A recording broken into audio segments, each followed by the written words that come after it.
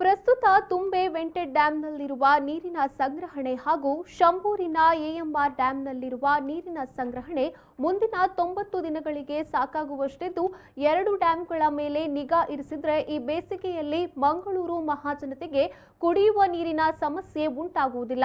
ನದಿಯಲ್ಲಿ ಸಾಕಷ್ಟು ನೀರಿನ ಲಭ್ಯತೆ ಇದ್ದರೂ ಕೂಡ ಜನರು ನೀರನ್ನು ದುಂದುವೆಚ್ಚ ಮಾಡದೆ ಮಿತಿಯಿಂದ ಬಳಸಿಕೊಳ್ಳಬೇಕು ಎಂದು ಮಂಗಳೂರು ಮಹಾನಗರ ಪಾಲಿಕೆಯ ಮಹಾಪೌರ ಪ್ರೇಮಾನಂದ ಶೆಟ್ಟಿ ವಿನಂತಿಸಿಕೊಂಡಿದ್ದಾರೆ.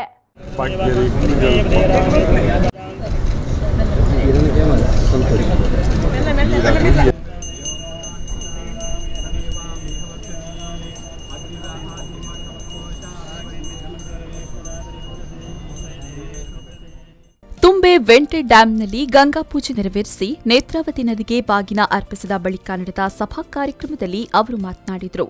ಅಮೃತ ಯೋಜನೆಗೆ ಸಂಬಂಧಿಸಿದಂತೆ 35 ಕೋಟಿಯ ಪ್ಯಾಕೇಜ್ ಟೆಂಡರ್ ಆಗಿ ಕಾಮಗಾರಿ ಪ್ರಗತಿಯಲ್ಲಿದೆ.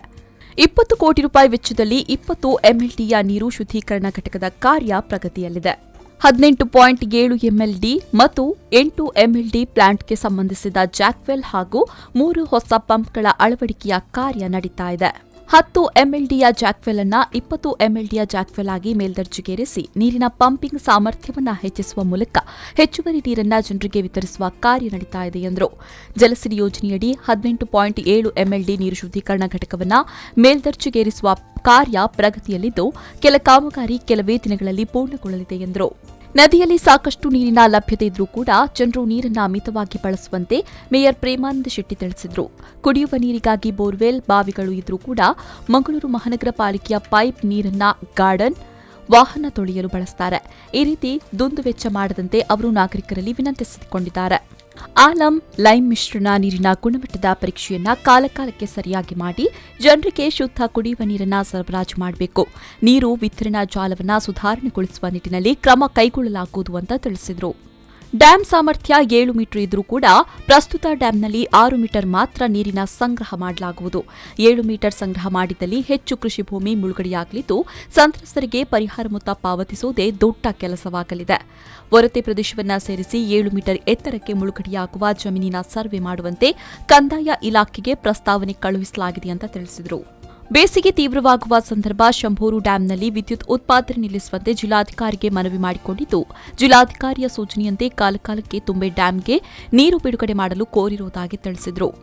ಡ್ಯಾಮಿನ ಬದಲಾಗಿ ಹೆಚ್ಚುವರಿ ಸಂಗ್ರಹಣೆಯ 7 ಮೀಟರ್ ಎತ್ತರದ ಡ್ಯಾಮ್ ಅನ್ನು ಈಗಾಗಲೇ ನಾವು ನಿರ್ಮಾಣ ಮಾಡಿ ಅದರಲ್ಲಿ ಶೇಖರಣೆ ಕಾರ್ಯವನ್ನು ಮಾಡಿದ್ದೇವೆ. ಆದರೆ ಅದರ ಒಟ್ಟು ಸಾಮರ್ಥ್ಯ ಏನಿದೆ 7 ಮೀಟರ್, ಅದನ್ನು ನಾವು ಫುಲ್ ಕೆಪಾಸಿಟಿಯಲ್ಲಿ ಸ್ಟೋರೇಜ್ ಮಾಡ್ತಾ ಇಲ್ಲ. ಯಾಕೆ ಹೇಳಿದರೆ ಮೂಲ ಉದ್ದೇಶ ಹೇಳಿದರೆ ಈಗಾಗಲೇ 6 ಮೀಟರ್ ಅಡಿಯಲ್ಲಿ ನಾವು ಶೇಖರಣೆಯನ್ನು ಮಾಡ್ತಾ ಇದ್ದೇವೆ. 7 ಮೀಟರ್ ಅಡಿಯಲ್ಲಿ ಮಾಡಬೇಕಿದ್ರೆ ಸಾಕಷ್ಟು ಪ್ರದೇಶಗಳು ಮುಳುಗಡೆ ಆಗುವಂಥ ಸಂದರ್ಭಗಳಿದೆ. ಅವರಿಗೆ ಪರಿಹಾರ ಕೊಡಬೇಕು, ಅವರನ್ನು ಮನವೊಲಿಸಬೇಕು. ದೊಡ್ಡ ಕೆಲಸ ಕಾರ್ಯ, ಅದಕ್ಕೆ ಬೇಕಿರುವಂತಹ ಹಣದ ವೆಚ್ಚನೂ ಕೂಡ ಬಹಳ ದೊಡ್ಡದಿರುವುದರಿಂದ ಅದು ಸರ್ಕಾರದಿಂದ ಮುಂದೆ ಇಡಬೇಕಂತ ಪ್ರಮೇಯ ಇದೆ.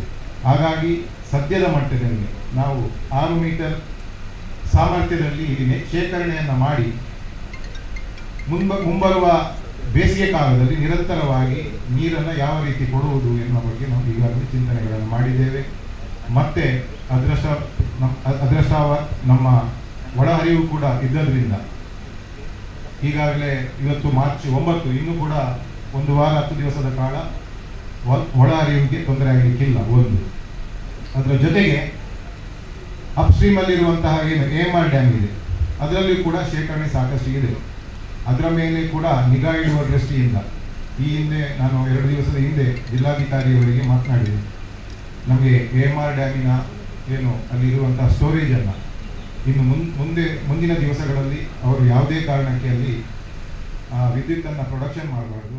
ಮತ್ತೆ ಉಪಮೇಯರ್ ಸುಮಂಗಳ ರಾವ್, ಪ್ರತಿಪಕ್ಷದ ನಾಯಕ ಅಬ್ದುಲ್ ರವೂಫ್, ಆಯುಕ್ತ ದಿನೇಶ್ ಕುಮಾರ್, ಮಾಜಿ ಮೇಯರ್ಗಳಾದ ದಿವಾಕರ್ ಪಾಂಡೇಶ್ವರ, ಶಶಿಧರ್ ಹೆಗ್ಡೆ, ಭಾಸ್ಕರ್ ಮೊಯ್ಲಿ, ಸದಸ್ಯರಾದ ಲೀಲಾವತ್ ಪ್ರಕಾಶ್, ಲೋಕೇಶ್ ಬುಳ್ಳಾಜೆ, ಶೋಭಾ ರಾಜೇಶ್, ಸಂದೀಪ್ ಕರೋಡಿ, ಮಾಜಿ ಉಪಮೇಯರ್ ವೇದಾವತಿ, ಇಂಜಿನಿಯರ್ ನರೇಶ್ ಶೆಣೈ ಮೊದಲಾದವರು ವೇದಿಕೆಯಲ್ಲಿ ಉಪಸ್ಥಿತರಿದ್ದರು. ಸಂದೀಪ್ ಸಾಲ್ಯಾನ್, ವಿ4 ನ್ಯೂಸ್, ಬಂಟ್ವಾಳ.